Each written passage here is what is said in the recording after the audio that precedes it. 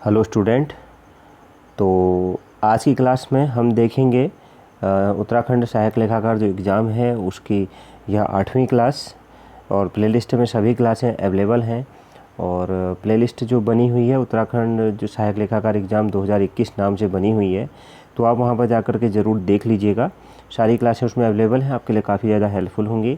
आज का जो हमारा टॉपिक है और उस महत्वपूर्ण टॉपिक के हम प्रश्नों को देखेंगे। टॉपिक है प्रबंध के सिद्धांत। इंग्लिश और हिंदी दोनों में ही प्रश्न होंगे।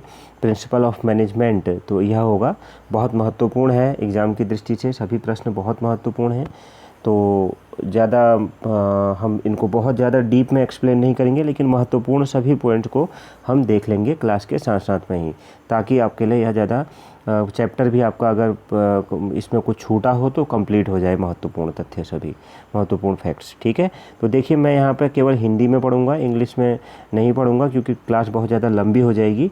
और शुरू करते हैं इस क्लास को।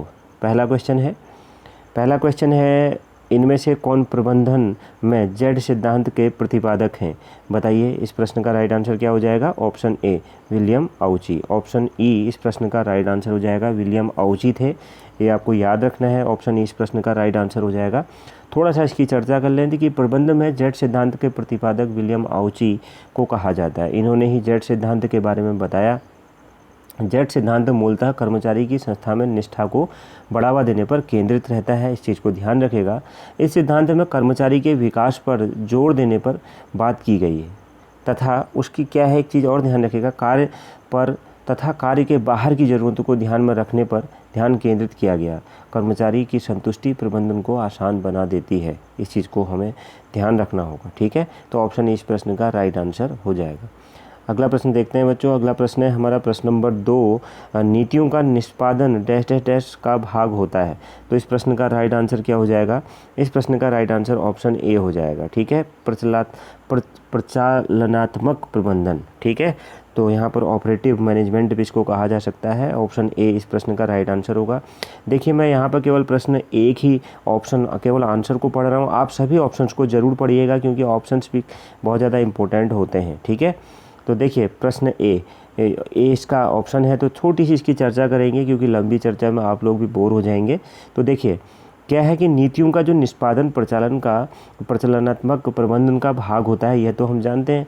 नीतियाँ निर्णयों को निर्देशित करने और तर्कसंगत परिणामों को क्या होता है, प्राप्त करने के लिए सिद्धांतों को एक साथ सोच समझकर बनाई गई प्रणाली हैं। नीतियाँ इरादों को व्यक्त करती हैं, इस चीज़ को भी ध्यान रखिएगा, और तथा इसे एक प्रक्रिया अथवा प्रोटोकॉल के रूप में लागू किया जाता है। ठीक है, नीतियाँ आमतौर पर एक संगठन के भीतर एक शासन निकाय द्वारा अपनाई जाती हैं, ये ध्यान रखिएगा। यह सामान्य क्रियाकलापों में हमें दिखाई देता है। तो ऑप्शन ए इस प्रश्न का राइट आंसर हो जाएगा। अगला देखते हैं। अगला प्रश्न है प्रश्न नंबर 3 है हमारा। देखिए प्रबंधकीय प्रतिवेदन प्रणाली के अंतर्गत नियंत्रण एवं सूचना संबंधी प्रतिवेदन एक हिस्सा होते हैं किसका? तो इस प्रश्न का राइट आंसर क्या हो जाएगा? देखिए इस प्रश्न का राइट आंसर हो जाएगा ऑप्शन बी। ठीक है, ऑपरेटिंग रिपोर्ट या परिचालन प्रतिवेदनों का। ठीक है, तो ऑप्शन बी इस प्रश्न का राइट आंसर हो जाएगा। तो प्रबंधकीय प्रतिवेदन प्रणाली के अंतर्गत नियंत्रण एवं सूचना संबंधी प्रतिवेदन परिचालन प्रतिवेदनों का एक हिस्सा होता है। ठीक है, अगला प्रश्न देखते हैं। प्रश्न नंबर 4 है हमारा। देखिए प्रश्न नंबर 4 इस तरीके से है कि प्रबंधकीय कौशल में सम्मिलित है क्या? तो इस प्रश्न का राइट आंसर हो जाएगा ऑप्शन डी उपर्युक्त सभी। ठीक है, ऑप्शन डी इस प्रश्न का राइट आंसर हो जाएगा। शायद आपको दिख नहीं रहा हो यहाँ पर उपर्युक्त सभी लिखा हुआ है। ठीक है, ऑल ऑफ द अबव। तो ऑप्शन डी इस प्रश्न का राइट आंसर हो जाएगा। तो देखिए ये है क्या है ये कि फेयोल एक महोदय थे। फेयोल ने कहा था कि संगठन के प्रत्येक स्तर पर प्रबंधकीय कौशल की आवश्यकता उन्होंने किसने बताई जाती है, मतलब फेयोल ने ऐसा कहा कि हर स्तर पर प्रबंधकीय कौशल की आवश्यकता होती है। प्रबंधकीय कौशल के अंतर्गत कुछ पॉइंट्स होते हैं बच्चों, उन्हें ज़रूर ध्यान रखिएगा। जैसे कुछ तो यहाँ पर लिखे हैं, कुछ मैं आपको एक्स्ट्रा बताऊंगा। सबसे पहला तो भैया तकनीकी कौशल ही हो गया। दूसरा क्या हो जाएगा यहाँ पे नैदानिक कौशल, ये भी हो जाएगा। और राजनीतिक कौशल तो होना ही चाहिए। अब बचा मानवीय कौशल और अवधारणात्मक कौशल, ये 2 कौशल भी आपको याद रखने हैं, ठीक है। ये दोनों स्किल्स भी आपको याद रखनी है। तो यहाँ पर 5 स्किल्स, 5 पॉइंट्स टोटल मैंने आपको बताए, बहुत ही महत्वपूर्ण हैं सभी, ठीक है। देखिए अगला प्रश्न है, प्रश्न नंबर 5 हमारा, प्रतिवेदन के सामान्य सिद्धांत हैं। प्रतिवेदन के सामान्य सिद्धांत हैं क्या? तो इस प्रश्न का राइट आंसर क्या हो जाएगा? ऑप्शन डी, उपयुक्त सभी प्रतिवेदन के सामान्य सिद्धांत हैं, ठीक है। तो जनरल सिद्धांत ऑफ रिपोर्टिंग मतलब प्रिंसिपल ऑफ रिपोर्टिंग क्या है? तो principle of all of the above, ठीक है। उपयुक्त सभी, ऑप्शन डी। मैं आपको थोड़ा सा इनकी चर्चा करना चाहूँगा।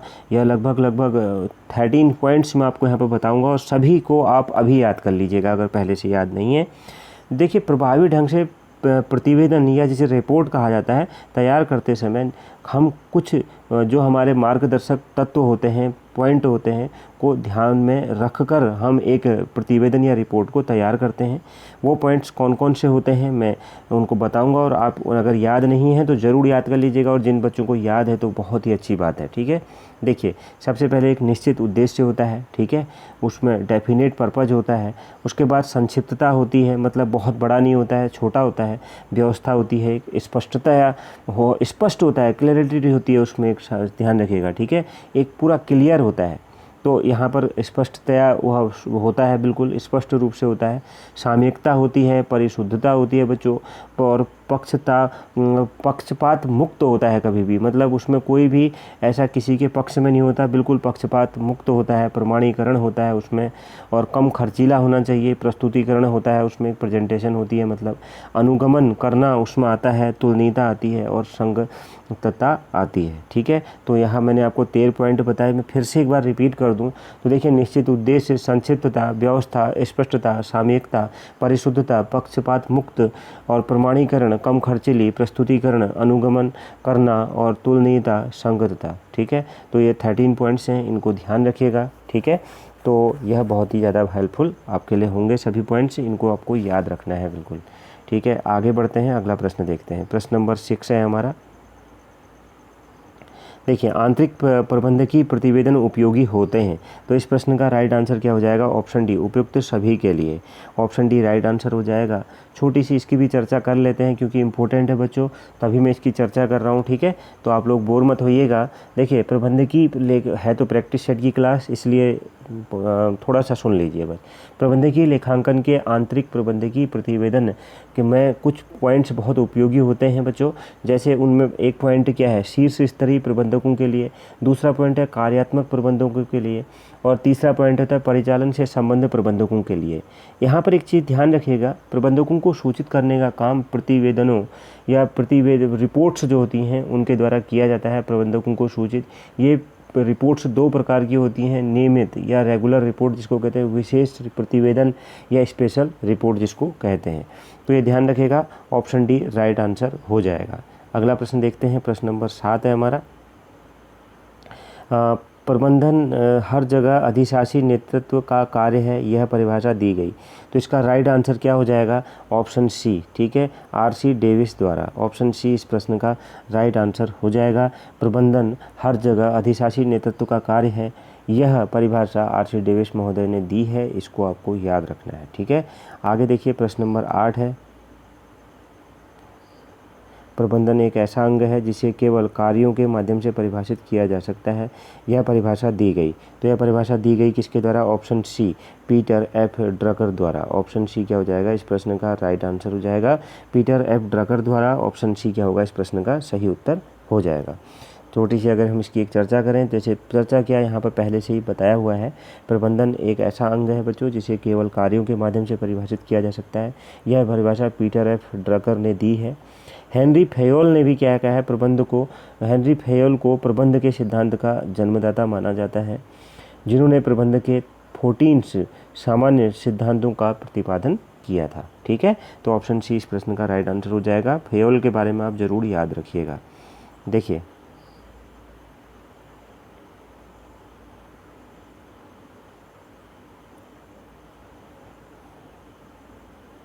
ओहो, प्रश्न नंबर 9 के ऑप्शंस छूट गए हैं, लेकिन मैं आपको चर्चा कर देता हूँ। देखिए यहाँ पर क्या है कि उद्देश्यों के द्वारा प्रबंधन सिद्धांत की अवधारणा को प्रसारित किया था। तो इस प्रश्न का राइट आंसर मैं अगर कहूँ तो किसने किया था, यह किया था पीटर एफ ड्रकर द्वारा। यह हमने यहाँ पर भी समझा था, पीटर एफ ड्रकर नाम नहीं लिखा है, ऑप्शन ए गलत है, पीटर एफ ड्रकर ने किया था। तो ये ध्यान रखिएगा, ठीक है। उद्देश्यों द्वारा, ठीक है, कि उद्देश्यों द्वारा प्रबंध के सिद्धांत की अवधारणा को पीटर एफ ड्रकर महोदय ने प्रमाणित किया था या प्रसारित किया था। इन्होंने इस अवधारणा को का मतलब जो बारे में जो बताया था 1954 में प्रकाशित उनकी एक पुस्तक थी, तो उसका द प्रैक्टिस ऑफ मैनेजमेंट नाम था बच्चों, ठीक है। उसमें बताया था उद्देश्य द्वारा प्रबंध यह बताता है कि यदि संस्था में उद्देश्य कर्मचारियों एवं प्रबंध के बीच स्पष्ट होंगे तो कार्य निष्पादन में गुणवत्ता आएगी। उद्देश्य के निर्धारण करते समय कर्मचारियों को सहभागिता का ध्यान रखने से प्रबंध में सहायता मिलती है और टकराव की स्थिति नहीं आती। संस्था एकजुट होकर एक ही उद्देश्य के लिए कार्य करती है, ठीक है। तो यहाँ पर ऑप्शन डी क्या हो, ऑप्शन इसका राइट आंसर क्या हो जाएगा, पीटर एफ ड्रकर द्वारा, ठीक है। आगे बढ़ते हैं, अगला प्रश्न देख लेते हैं।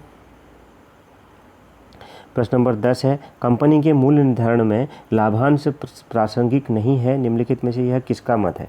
तो यह किसका मत है, तो इस प्रश्न का राइट आंसर क्या हो जाएगा, ऑप्शन सी। क्या हो जाएगा, ऑप्शन सी, मोदी गिलियानी व मिलर, ठीक है। मोदी गिलियानी व मिलर बहुत इंपॉर्टेंट नाम है, आप पहले से भी जानते होंगे। ऑप्शन सी राइट आंसर हो जाएगा। आप अपना स्कोर कमेंट बॉक्स में बच्चों ज़रूर बताइएगा कि आपका स्कोर क्या रहा।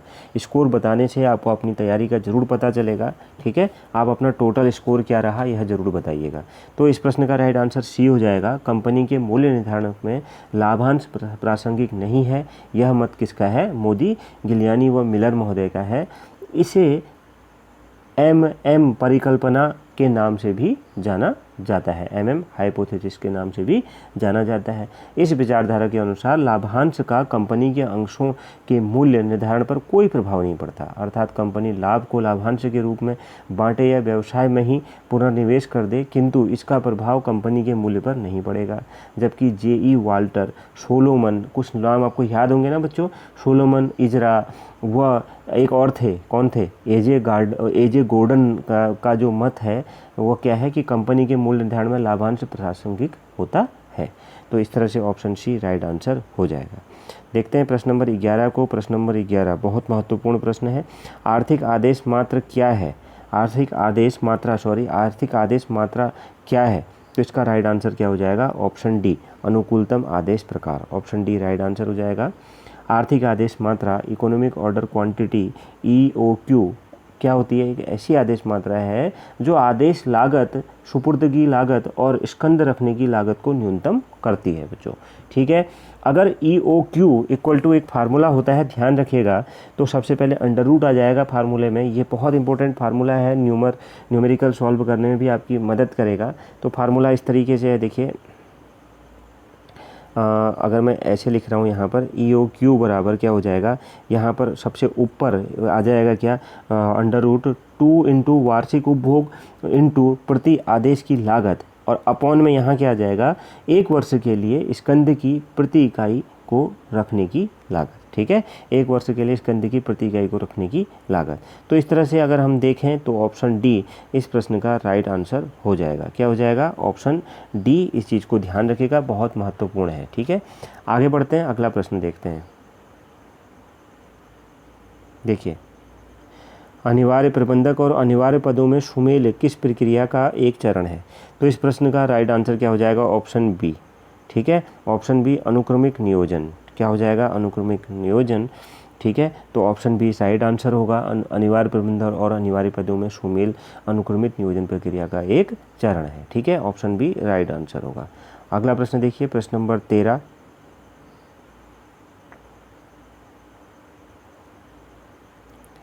परिणामों को चरितार्थ करने के लिए निम्नलिखित में से सर्वाधिक लोकप्रिय उपागम दृष्टिकोण कौन सा है। तो इसका राइट आंसर क्या हो जाएगा, ऑप्शन सी, ठीक है।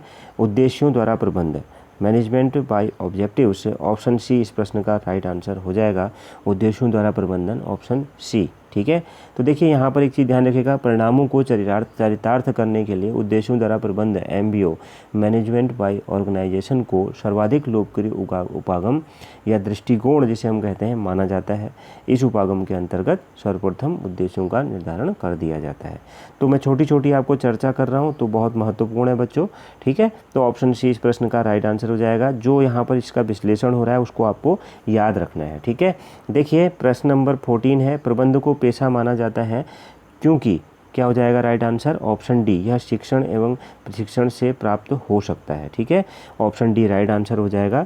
क्या है, देखिए वर्तमान समय में प्रबंध को एक पेशे के रूप में स्वीकार किया गया है। ये तो आप सभी जानते हैं, किसी भी पेशे में एक अच्छे पेशेवर के रूप में आने के लिए एक प्रकार के विशिष्ट ज्ञान, ठीक है, स्पेशलाइज्ड होना चाहिए, मतलब की आवश्यकता होती है, जो कि शिक्षण एवं प्रशिक्षण से प्राप्त होता है।